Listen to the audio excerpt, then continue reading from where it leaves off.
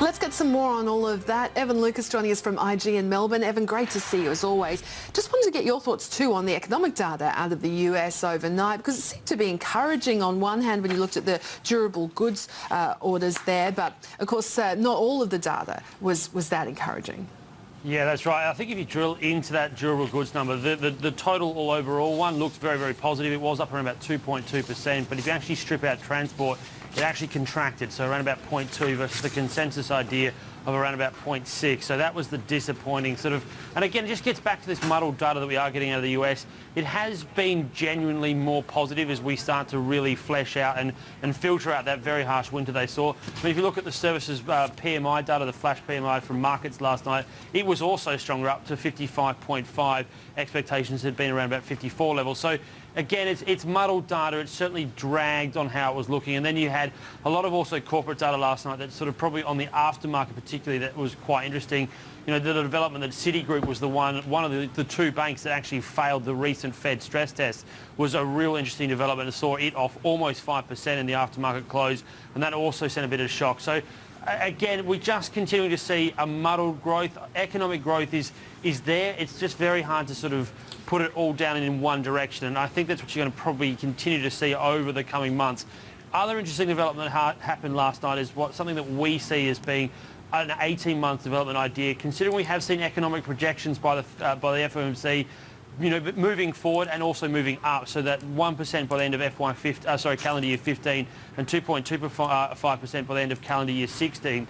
That is starting to see the bond market become quite interesting for yield hunters. And last night, the bond auction for 5-year treasuries was bid incredibly strongly, and that triggered a lot of long positions in the US dollar to be stopped out. And a lot of currencies like the yen and also the Canadian dollar had a good night last night because foreign investment into US treasuries looks like it's picking up on that possibility that you could be getting a really interesting deal in 18 months' time with rates going up. So that pushed on the US dollar, pushed on the US market, and we therefore had a very sort of subdued finish to what was a fairly lackluster trading night overnight in the US.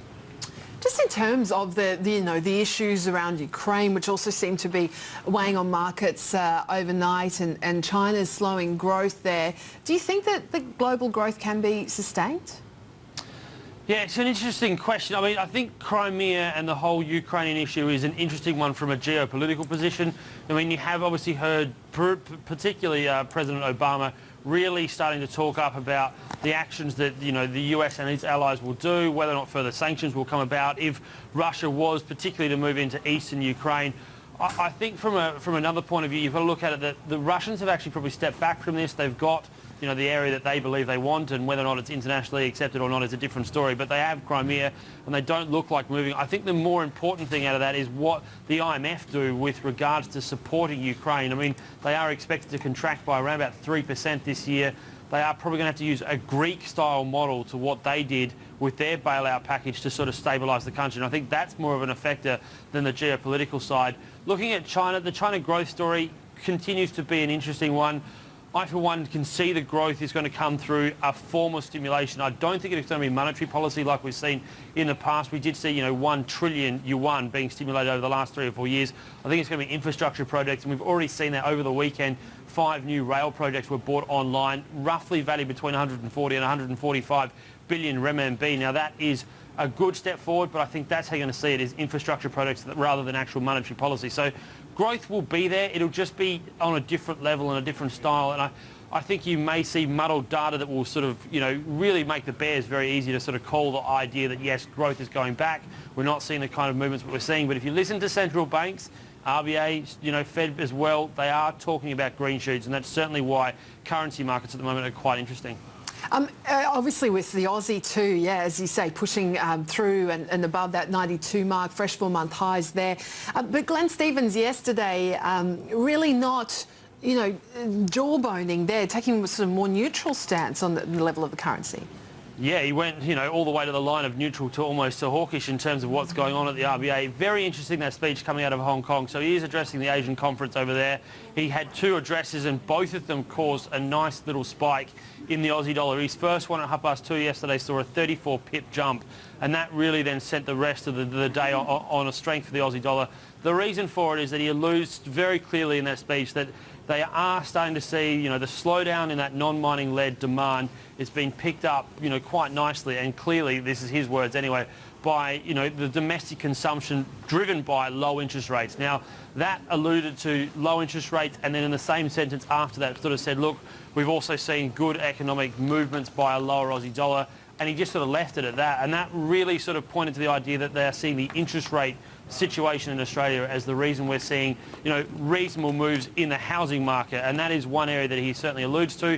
He's very aware of the fact that, lending has been quite free in this country for a little bit of time, and it has maybe caused some speculative buying. So that raised again the prospect of rate hikes, and that's why the Aussie dollar moved that way. He's now moved away from jawboning the Aussie dollar lower. He certainly didn't, allude to it at all in the rest of that speech. So that's why we saw that movement. They're at 4.5-month highs, and if you're a technical trader, you can just see the beautiful momentum and beautiful uptrend channel that we've currently got in the Aussie dollar. And the fact that the RBA stepped back doesn't look like it's going to interfere with any sort of language means that technical trade could be, going to continue for at least a couple of weeks to come. So expect the Aussie dollar to move higher still, even though the fundamentals may not be there. Technicals are there, and the RBA has now looked like it's given its hands completely free to any sort of jawboning, and the Aussie dollar can do what it needs. Just turning to the share market, what do you think? I mean, we're going to give back most of the gains of yesterday? Yeah, and unfortunately probably a little bit more. So it looks like probably around about 53.30, 53.40 at best. So that means you could be looking between 45 and 50 points off. It is going to be fairly broad base. As I already alluded to, Citigroup was the interesting development last night. So watch a bit of pressure on the financial services space, maybe someone like Macquarie that has exposure in the US, and then the banks as a whole.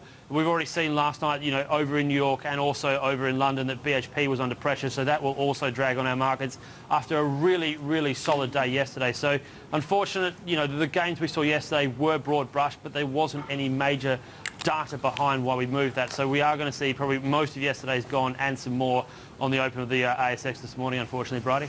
Evan, we'll check in with you later at the open. Thank you so much for that.